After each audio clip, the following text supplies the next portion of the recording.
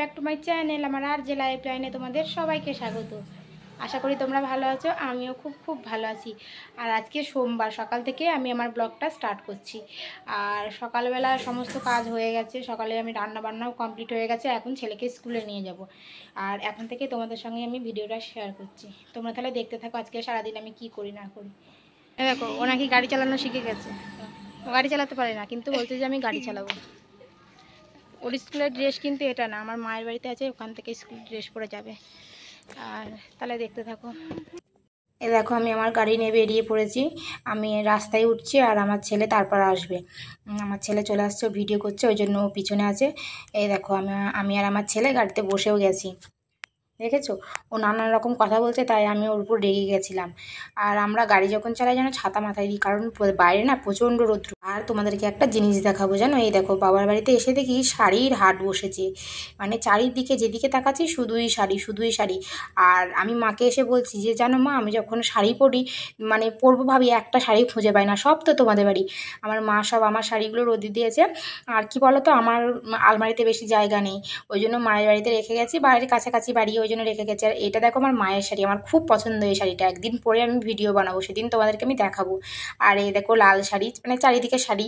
আর এই শাড়িটা না আমার দিদার শাড়ির মতো লাগছে, তাই আমি মাকে জিজ্ঞাসা করছিলাম, মা এটা কি দিদার শাড়ি? মা বললো না না, এটা দিদার শাড়ি না। আর তারপর দেখো, মায়ের রান্নাঘরে চলে এসেছি। মা একটা নিরামিষ সবজি রান্না করছে আর উচ্ছে চচ্চড়ি রান্না করছে, আর কিছু করবে না বললো। এই দেখো, রান্নাঘরে মা রান্না করছে কাঠের উনুনে। আর দেখো, আমার ছেলে আমার মায়ের বাড়িতে এসে ড্রেস পরিয়ে নিয়েছে, ওকে স্কুলে দিয়ে আসলাম। তারপর দেখো, মায়ের কাছ থেকে ফুললে বাড়ি চলে আসলাম। আর এইগুলো কি দেখতে পাচ্ছ? এটা আমি আমার হাতের বানানো, এই যে বালিশের কভার মতো এটা বানিয়েছিলাম।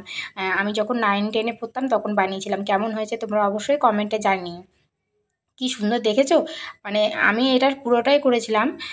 তা তোমাদের কেমন লাগছে অবশ্যই জানিও।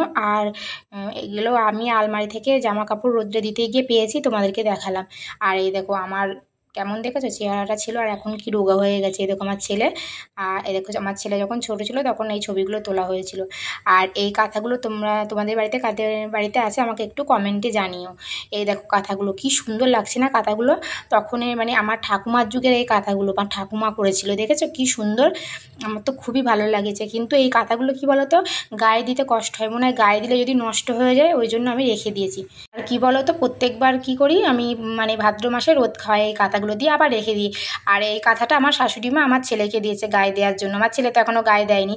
এই কাঁথাগুলো না দেখতে ভালো লাগে, কিন্তু গায়ে দিলে যেন তো নষ্ট হয়ে যায় তাড়াতাড়ি যদি, ওই জন্য আমরা কেউ গায়ে দিই না, মানে রোদ্রে দিই আবার তুলে রেখে দিই। তারপর দেখো, ছাদ থেকে নিচে নেমে এসে একজন শাড়ি নিতে এসেছিলো, তাদের জন্য ফল কেটেছিলাম, সেটা তোমাদেরকে দেখালাম।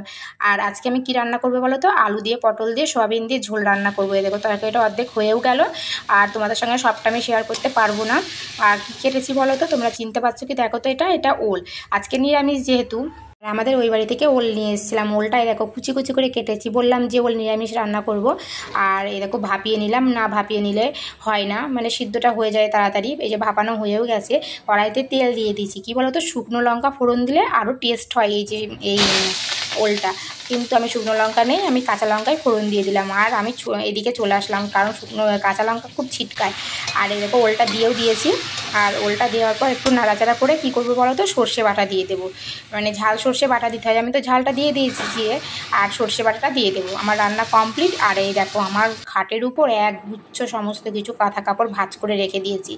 তারপর পরে আমি আলমারিতে তুলবো, মানে দুপুরে খাওয়া দাওয়া কমপ্লিট করে। আর এই দেখো, দুপুরে তোমাদেরকে দেখিয়ে দিয়েছি ওলের তরকারি হবে, মানে হয়েছে। আর যে সোয়াবিন দিয়ে, পটল দিয়ে, আলু দিয়ে তরকারি করেছি। আর দেখো, সবার ভাত আমি বেড়েও নিয়েছি। একদম বিকালবেলা আবার তোমাদের সঙ্গে আসলাম। বিকাল, এটা সন্ধ্যেবেলা। দেখো, আমার কর্তামশাই কী করছে বলো তো, আমরা কাটছে।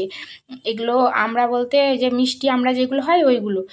আমি বললাম যে, আমাকে বলছে খাবে, আমি বলছি যে না, আমি খাবো না।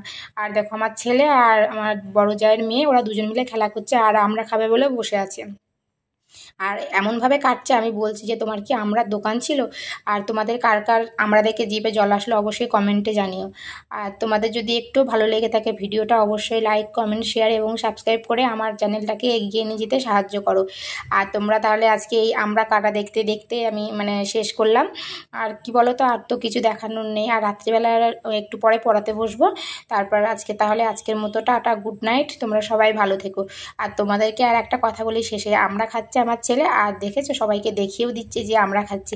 ঠিক আছে, গুড নাইট, টাটা, সবাই ভালো থেকো, লাভ ইউ অল।